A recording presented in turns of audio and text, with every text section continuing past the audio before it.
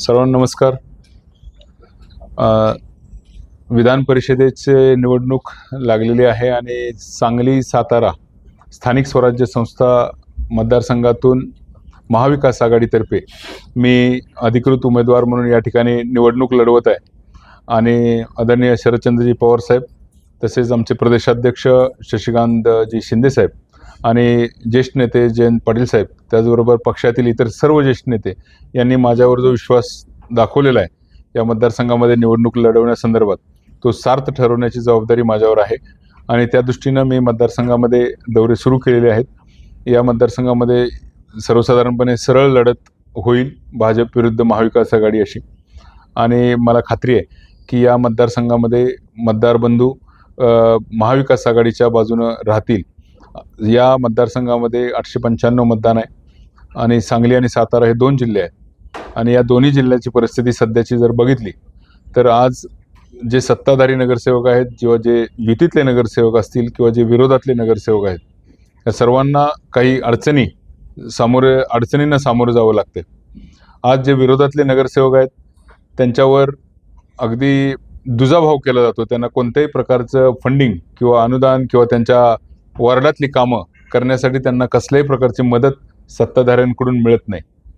आणि ते फक्त विरोधकातल्या महाविकास आघाडीच्या नगरसेवकांबद्दल होते असं नाही, तर जे युतीतले दुसरे 2 पक्ष आहेत, शिवसेना आणि राष्ट्रवादी, त्यांच्या नगरसेवक आणि जिल्हा परिषद सदस्यांनाही त्यांच्या मतदारसंघामध्ये आपली कामं पूर्ण करण्यासाठी आवश्यक ते फंड सत्ताधाऱ्यांकडून मिळत नाहीत.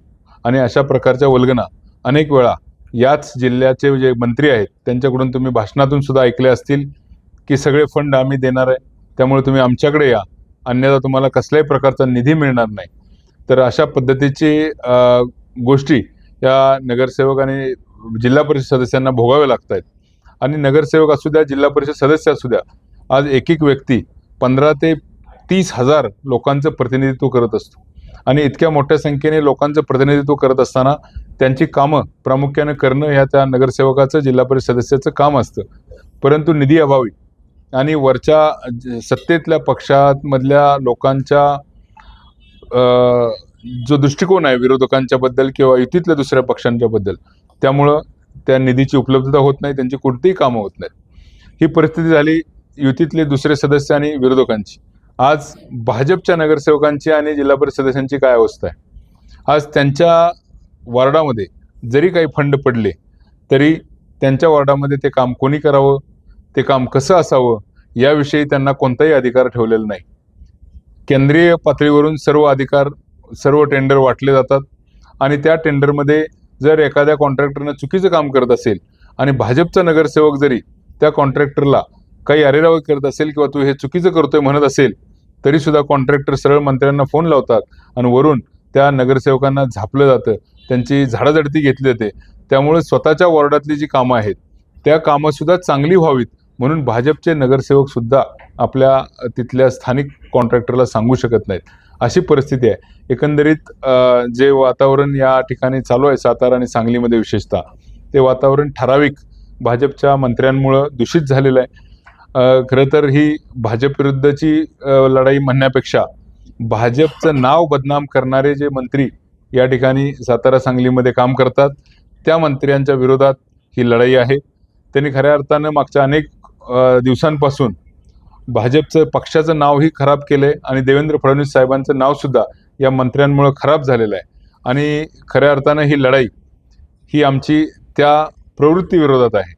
आणि त्यामुळं आम्हाला विश्वास आहे की या सातारा आणि सांगलीमध्ये निवडून आलेले जे लोकप्रतिनिधी आहेत त्यांनाही अशा या प्रवृत्तीचा ॲक्च्युली खूप त्रास होतो.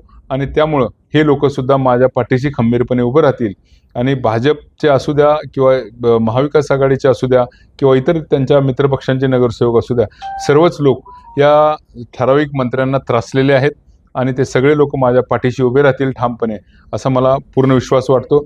त्यामुळे येणाऱ्या निवडणुकीत विजय हा नक्कीच महाविकास आघाडीचा उमेदवार म्हणून माझा होईल, यात मला शंका नाही. आणि त्यासाठी महाविकास आघाडीतले 3 सदस्य, काँग्रेस, शिवसेना, उबाटा आणि राष्ट्रवादी काँग्रेस पार्टी शरदचंद्रजी पवार, या 3 पक्षांचे नेत्यांची संपूर्ण फळी माझ्यासाठी या ठिकाणी मैदानात उतरलेली आहे. आणि त्यांच्या सर्वांच्या आशीर्वादानं, त्यांच्या सर्वांच्या साथीनं आम्ही हा विजय सुखकर करू असा मला पूर्ण विश्वास आहे.